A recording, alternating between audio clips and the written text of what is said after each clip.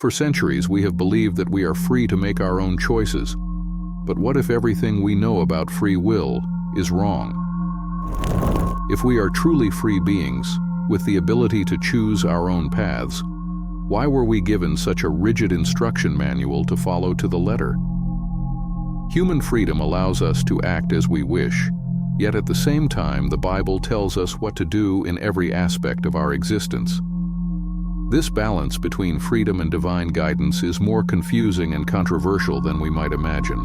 Make sure to leave a like, because in this video, I'm going to reveal just how far our freedom of choice extends in the face of the rules imposed on us, and uncover what the Bible really has to say about the relationship between freedom and obedience. Welcome to the Bible Paradox. Get ready to question everything you thought you knew.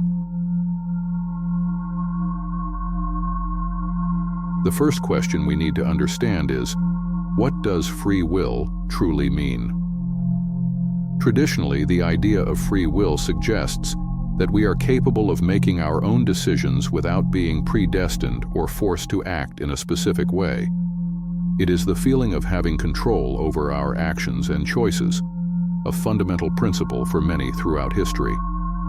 However, when we look at the Bible, we encounter an interesting tension. God's Word instructs us at various points to follow certain paths, a set of commandments, norms, and principles that we must obey. If we have the freedom to choose, how does this align with a God who tells us what to do? Is free will truly that free? Or are there limits imposed by God that steer us toward a predetermined path? In some passages, such as Deuteronomy 30:19-20, we see God presenting us with a choice between life and death, blessing and curse. Here, free will is evident. We have the choice, but the consequence of that choice is severe and leads to a very specific destiny. This prompts us to question whether we are truly free, or if our choices are, in fact, being guided by something greater, like a divine obligation. Moreover, free will carries a moral implication. If we have the capacity to choose between good and evil, we are responsible for our actions. But when we choose evil, are we going against divine will, as was the case with Lucifer? How does this connect with our freedom to act without fear of eternal consequences? Now, let us begin exploring how Lucifer's story can shed light on this question, and perhaps even help us better understand the limits of our free will. The story of Lucifer is undoubtedly one of the most intriguing and controversial in the Bible. He was a being of light, a marvelous angel created by God. However, Lucifer used what many consider his greatest gift, free will, to challenge divine authority, resulting in his downfall. But what exactly happened?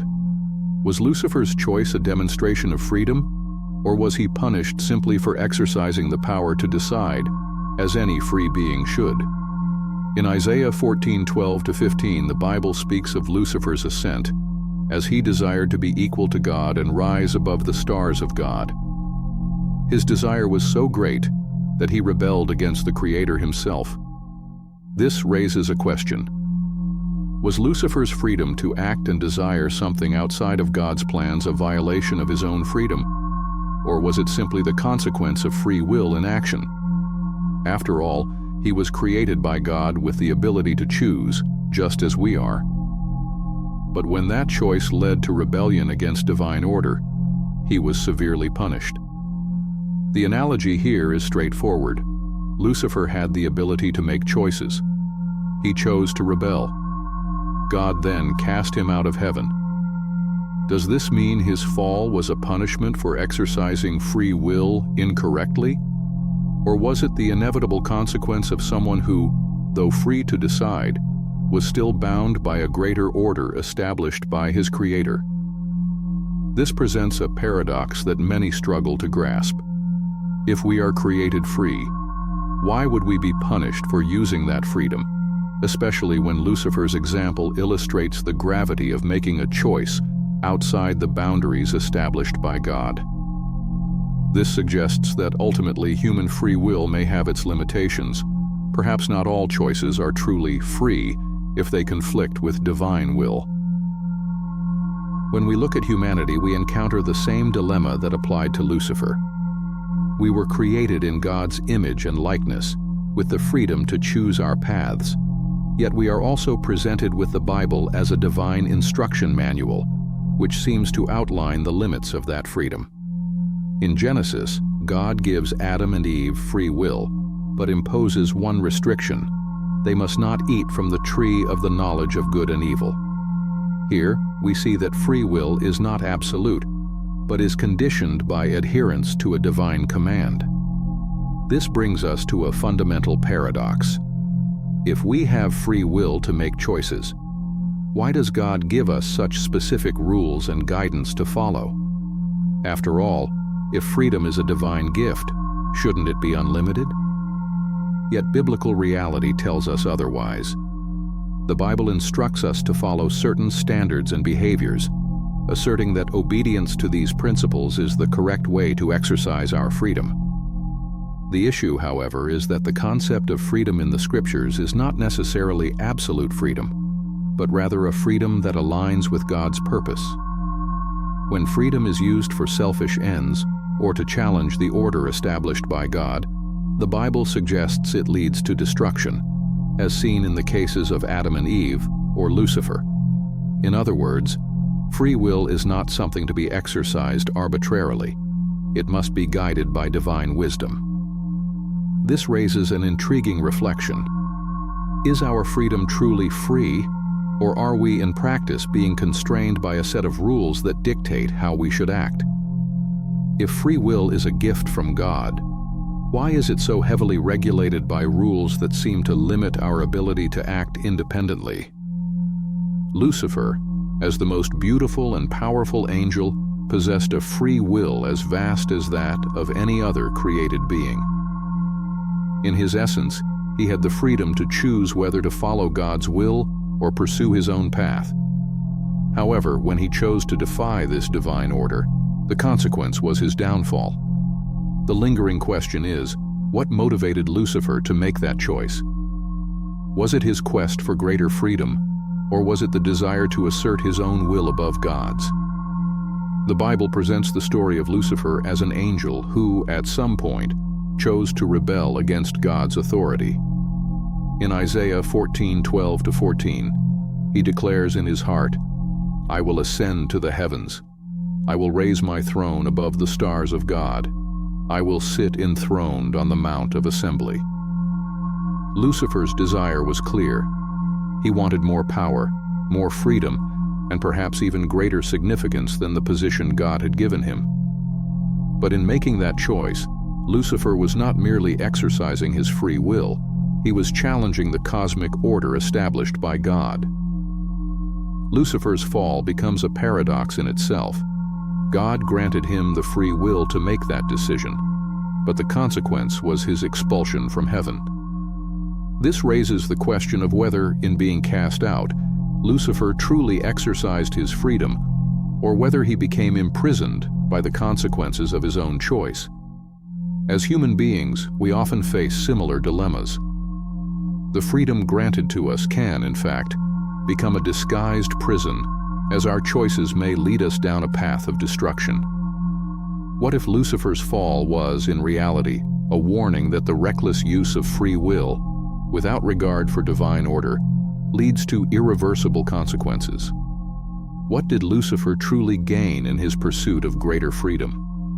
Reflecting on his downfall can provide valuable insight into the boundaries of our own freedom and the responsibilities it entails. The Bible is often regarded as the instruction manual for Christian life, a guide to help people live according to God's will. It contains a series of rules and teachings about how we should behave, how we should treat others, and how we should relate to God. But if God gave us free will, what is the role of a manual that often seems to demand absolute conformity? The dilemma arises when we realize that, on one hand, we have the freedom to choose our actions, but on the other, we are instructed by the Bible on what is right and wrong, what we should and shouldn't do.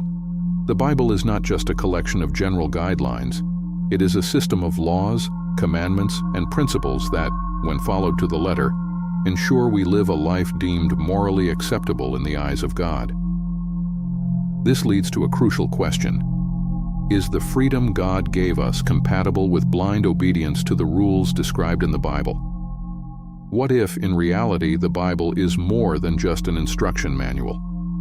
What if it is, in essence, a form of spiritual control, a way to ensure that our choices align with God's will, even if that will often seems to conflict with our own freedom?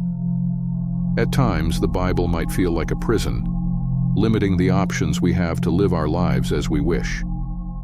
Yet many believe that the Bible is not a prison but a key to true freedom.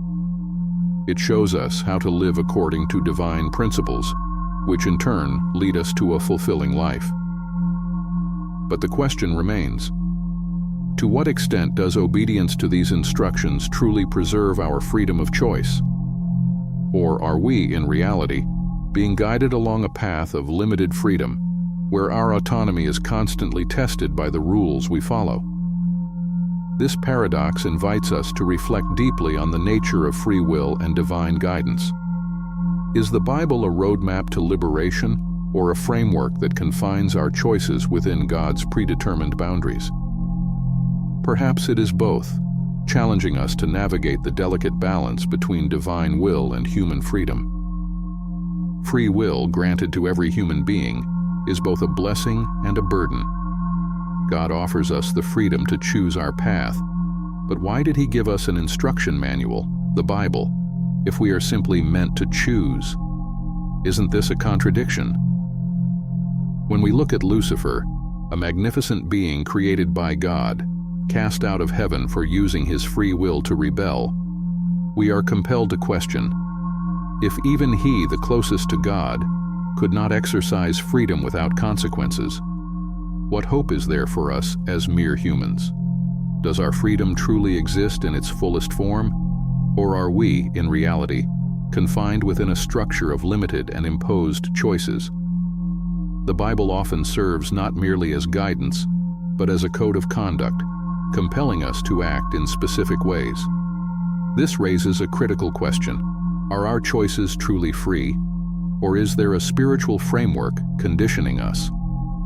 Lucifer exercised his free will, but in challenging divine order, he was defeated. This poses a profound question. Are we truly free, or are our actions in some way directed by forces beyond our comprehension? If God expelled His brightest angel for exercising freedom, what becomes of us when we choose to follow our own paths? Now, I ask you, to what extent is freedom of choice genuine in our lives, and to what extent is it shaped by something greater? Share your thoughts in the comments. The issue of free will is deeply connected to Lucifer's fall and exile. But was Lucifer truly guilty of a terrible error, or was he an unjustly treated angel? That's what you'll uncover in the next video, the controversial story of the fallen angel according to the Bible. So head over and watch it now.